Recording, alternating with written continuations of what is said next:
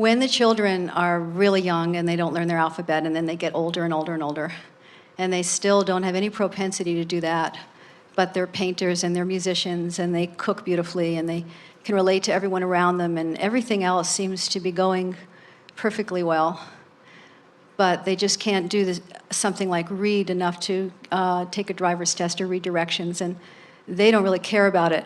But as a parent, I feel concern about that. And then I focus on how great they are about their other things, and then I calm down again. And now it's wonderful. It's the best year yet, being out of the system and not being called by teachers about what they can't do.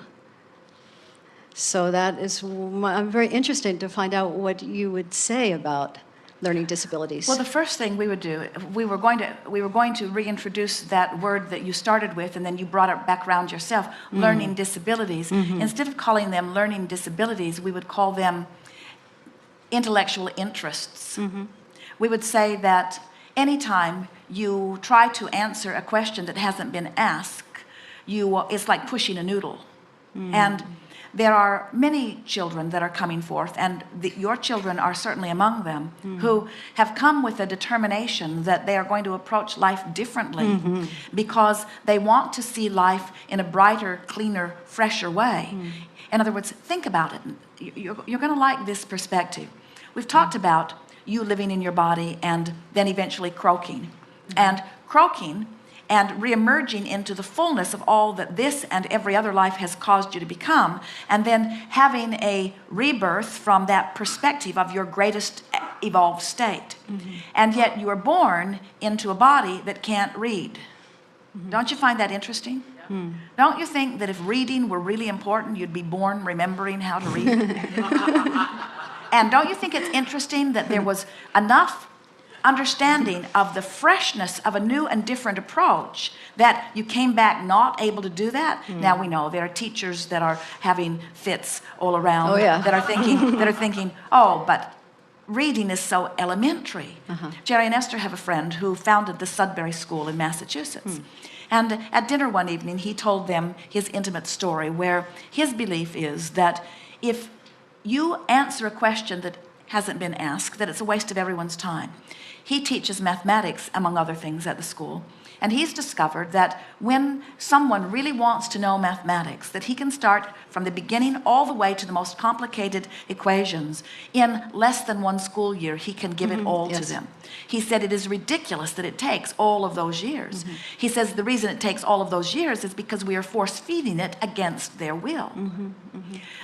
So his way of managing the school is none of the faculty ever says to anyone, don't you think it's time that you learn such and such? They don't even recommend anything. They leave it to the student to decide what they want. And when a desire actualizes in one of them, then this school does whatever it can do to facilitate this learning, but it doesn't answer the question before it's been asked.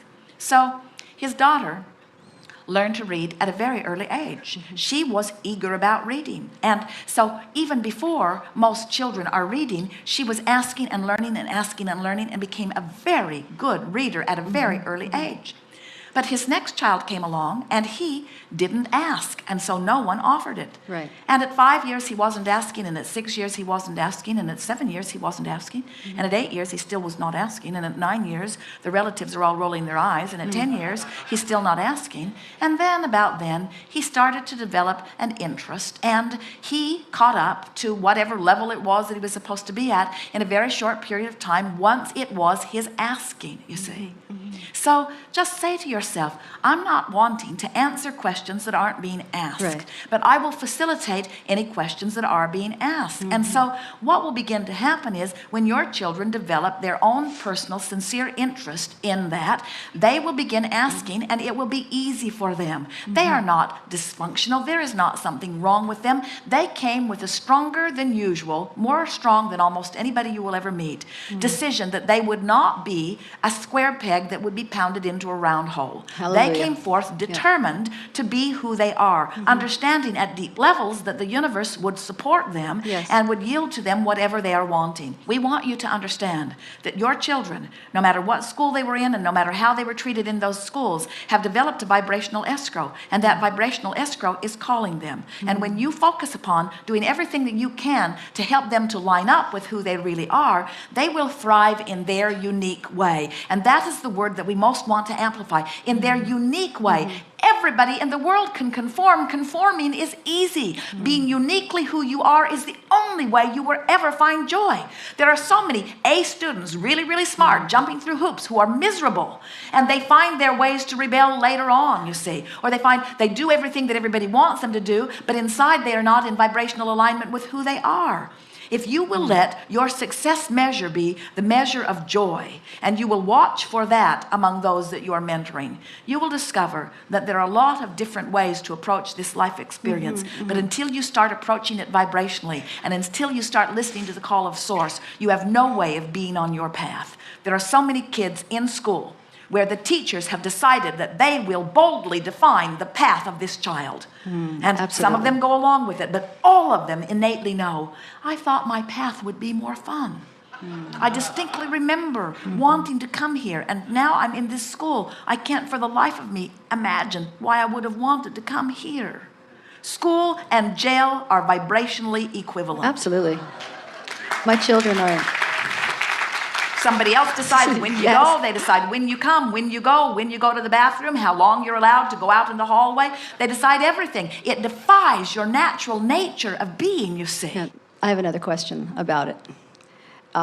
With all the freedom that my children have, which is a lot of freedom, we are on the grid. So we do have television and we do have Xbox Live. And my older son is now having a fascination with pornography, and he's 16, and he said that it's okay because he's a boy. Younger one loves, even though he has snowboarding, basketball, and whatever, he loves the most violent games. So I heard myself say, okay, well, when you're out of the house, you can have all those games, but while you're in my house, I really don't want you to play violent games.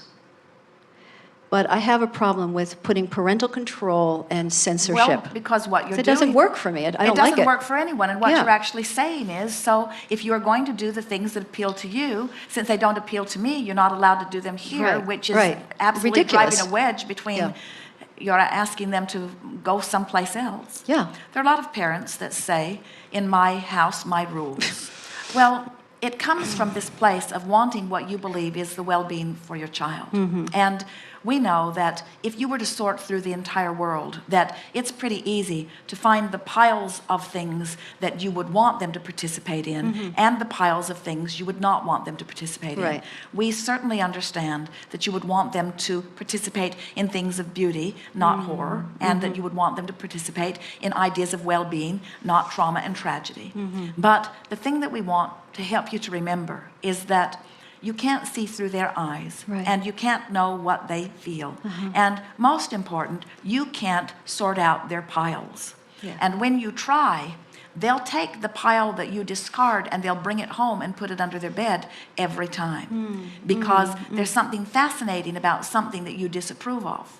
Absolutely. Yeah. So what you're really wanting to do is to remember that as someone who loves anyone, that your greatest value is in teaching them how to connect with who they are. And what you demonstrated with all of that is something that they were doing got you disconnected. From your place of disconnection, you took action. That's not what you're wanting to demonstrate. What you want to demonstrate is that from your place of connection, you see whatever they're doing in a different way. It's such an interesting thing. The subject of sexuality is so interesting because you are all born with this innate hunger and thirst for all of the things that allow the continuation of that which you are. And yet you want to sort those things into piles and prescribe the way in which you participate in those things. It is humans' learned and now very common belief that in order for me to have a joyful life, I must control the behavior of all others.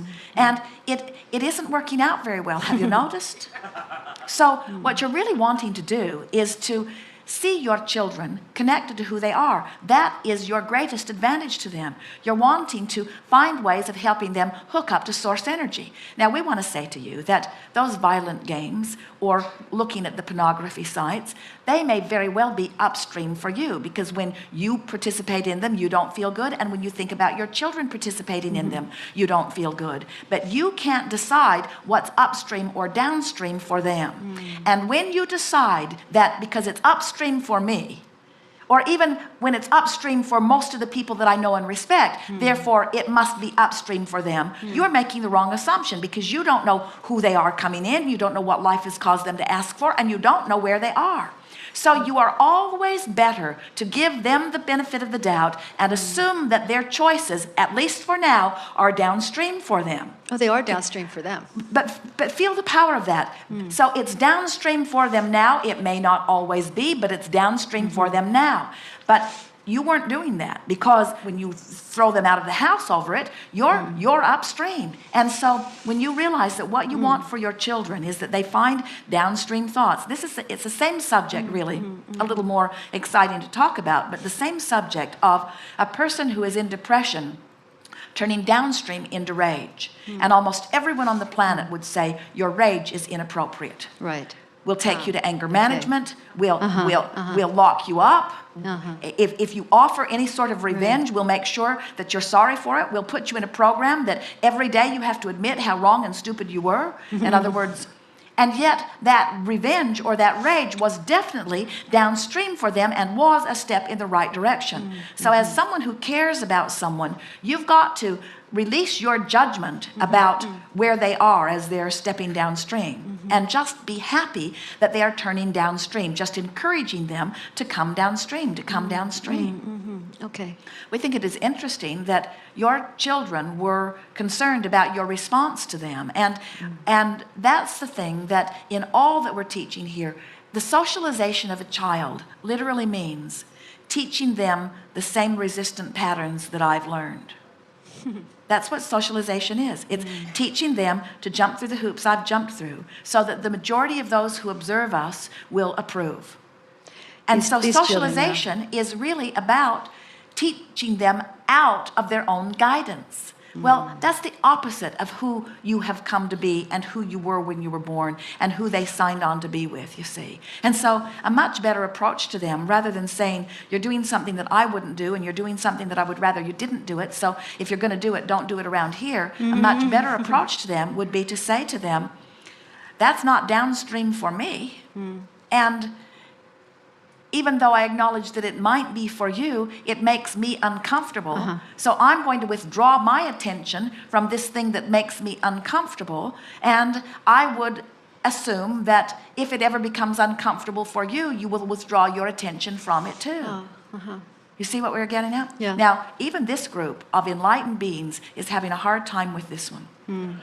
Because most of you still believe that at some level you need to affect some control over your children, because you do not trust your children to make the right decisions. You think that they must learn their right action from you. What we're suggesting to you, and it's a hard thing for parents to hear, you've got to get out of their boat, and you've got to tend to your own boat, which means you've got to find a way of looking at them and what they're doing that allows you alignment with source. So you've got to say things like, I trust they'll figure this out, and it's not my job to make decisions for them, and I want them to make their own decisions, and I want to demonstrate how to make decisions based upon how they feel. There are so many children with latent impulses that are born out of being denied open opportunity to explore and discover, and so they are compelled to do things in their quest for freedom that they wouldn't do if their freedom wasn't being challenged. Did you hear that? There are all kinds of people offering behavior that's upsetting to their parents, that is behavior that is rebellious in their quest to find their freedom. And if they just knew right from the get-go that they are free, all those rebellious years could be avoided. So just take every opportunity to let your children know that they are guiding their life and that you trust them in their choices. But you know what? Here's the kicker. You got to trust them in their choices before you say that to them, because they're too smart. And if you don't trust them and you're giving them lip service, they're not buying it. In other words, you got to practice trusting them before you offer those words, you see.